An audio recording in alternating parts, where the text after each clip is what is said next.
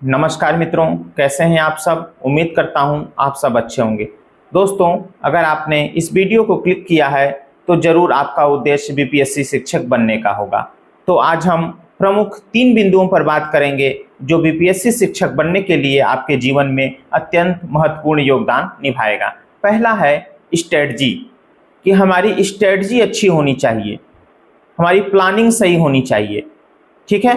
दूसरा है सही रिसोर्सेस, कि हमारे पास रिसोर्स माध्यम, जिस माध्यम से हम पढ़ रहे हैं, चाहे वो यूट्यूब चैनल हो, चाहे वो किताब हो, चाहे या किसी के गाइडेंस में पढ़ रहे हैं, तो जो भी चीज़ें हम पढ़ रहे हैं तो हमारे पास सही रिसोर्स हो। ठीक है।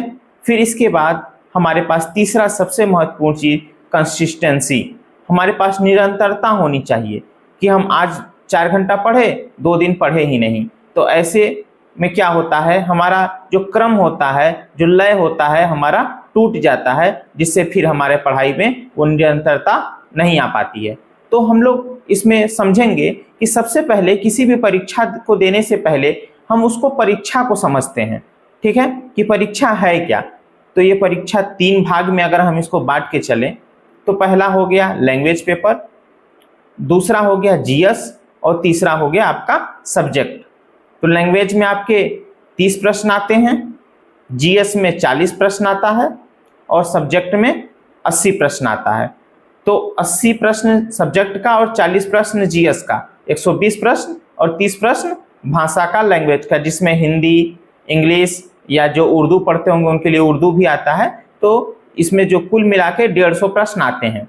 इन 150 प्रश्नों में से जो हमारी महत्वपूर्ण भूमिका निभाता है वो 120 प्रश्न ही निभाता है, क्योंकि जो मेरिट होती है वो मेरिट जो बनती है वो जीएस और प्लस आपके सब्जेक्ट से, मतलब 120 से ही आपकी मेरिट बनने वाली। वो जो 30 क्वेश्चन लैंग्वेज का है उसमें आपको 30% यानी सिर्फ और सिर्फ 9 क्वेश्चन आपको सही करने होते हैं। तो ये तो बहुत आसान हो जाता है। खास करके जो हिंदी क्षेत्र के जो बच्चे हैं 23 प्रश्न हिंदी के आते हैं, उसमें से आसानी से हम 9 प्रश्न तो आसानी से ही हम कर लेते हैं।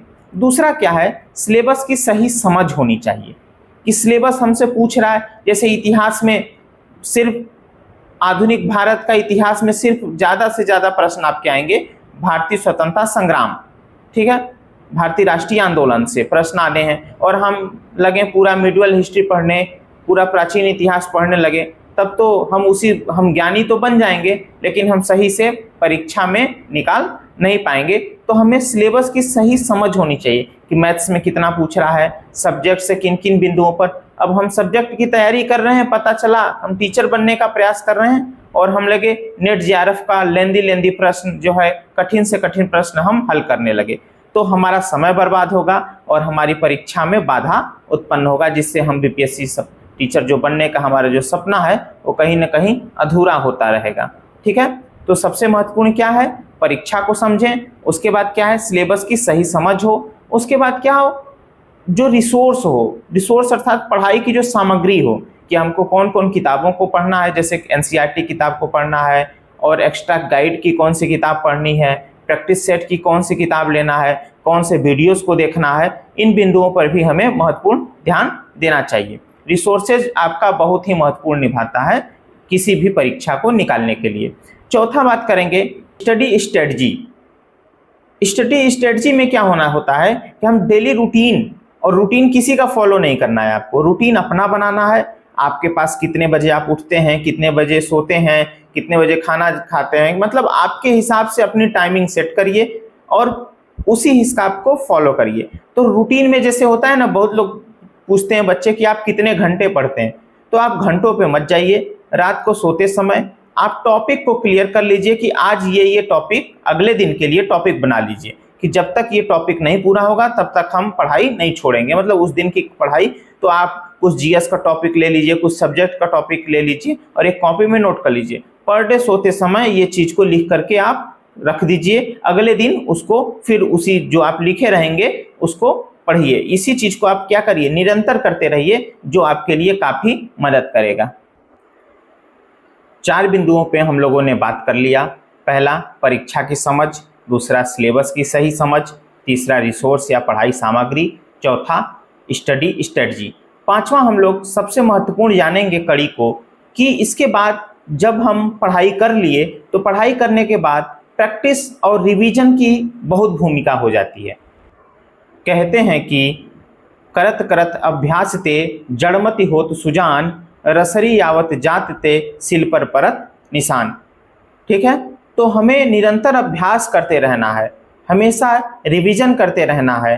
प्रैक्टिस प्लस रिवीजन, हमने जितना पढ़ा उसमें हमने कितना सीखा, हम खुद का मूल्यांकन करें, प्रश्नों को हल करें, देखिए कि हमारे प्रश्न कितने सही हो रहे हैं। उसमें तमाम मॉक टेस्ट उपलब्ध होते हैं। ठीक है, तमाम प्रीवियस ईयर की किताबें होती हैं। प्रीवियस ईयर का बहुत महत्वपूर्ण योगदान होता है। प्रीवियस ईयर से ये हमें समझ में आता है कि प्रश्न किस प्रकार से इस परीक्षा में इस आयोग द्वारा पूछा जाता है। इसके बाद हम लोग सबसे ज़्यादा जरूरी है कि एग्जाम हॉल स्ट्रेटजी। अब हम परीक्षा की स्ट्रेटजी हो गई, पढ़ाई की स्ट्रेटजी हो गई, सिलेबस की स्ट्रेटजी हो गई, रिवीजन हो गया, मॉक टेस्ट हो गया, सब कुछ इतना हम समझ गए। अब हमारा जो परिणाम आना है, जिससे हमारा सिलेक्शन होना है, वो तो हम कितना भी घर पे पढ़ लें, कितना भी कोचिंग में पढ़ लें, कितना भी यूट्यूब से पढ़ लें, कितना ज़्यादा से ज़्यादा किताबों को पढ़ लें, अंतिम जो रिजल्ट है वो हमारा जो एग्ज़ाम हॉल में ही समझ में आएगा कि हम एग्ज़ाम हॉल में कैसा परीक्षा दिए। तो एग्जाम हॉल में सबसे ज़्यादा क्या है, स्मार्ट तरीके से आपको पेपर को हल करना है। ठीक है, तो लैंग्वेज पेपर जो होता है क्वालिफाइंग होता है, उस पर आपको कम समय देना है। जीएस को ठीक ठाक समय दें, क्योंकि जीएस से ही आपका क्या होता है, मेरिट बनता है। और सब्जेक्ट जो आपका मेन सब्जेक्ट है उस पर सबसे ज़्यादा फोकस करें, क्योंकि ज़्यादा से ज़्यादा सब्जेक्ट में अगर आप अपने मार्क्स लाते हैं तो आपका सिलेक्शन मानिए तय हो जाता है। उसी समय आपका ये मान लिया जाता है कि आपका सिलेक्शन बीपीएससी परीक्षा में हो जाएगा। तो आप लोग को ये वीडियो कैसा लगा कमेंट करके बताइए। और आपको जितने भी आपके मन में प्रश्न आ रहे हो बीपीएससी परीक्षा या किसी भी शिक्षा से संबंधित, किसी भी टीचर बनने से संबंधित किसी भी जो परीक्षा है, उसका कोई भी प्रश्न आपके मन में हो तो कमेंट बॉक्स में पूछिए। एक एक विद्यार्थी के प्रश्नों का जवाब कमेंट बॉक्स में दिया जाएगा। अगर ज़्यादा से ज़्यादा कॉमन प्रश्न मिलते हैं तो उसका एक नया वीडियो बना करके दे दिया जाएगा। और आपको इस चैनल पर तमाम प्रकार के वीडियो, कैसे जीएस पढ़ना है, कैसे सब्जेक्ट को पढ़ना है, उसकी अलग अलग स्ट्रेटजी क्या होती है, लैंग्वेज पेपर को कैसे पढ़ना है, सबके बारे में बताया जाएगा। तो कृपया चैनल को सब्सक्राइब कर लें। धन्यवाद।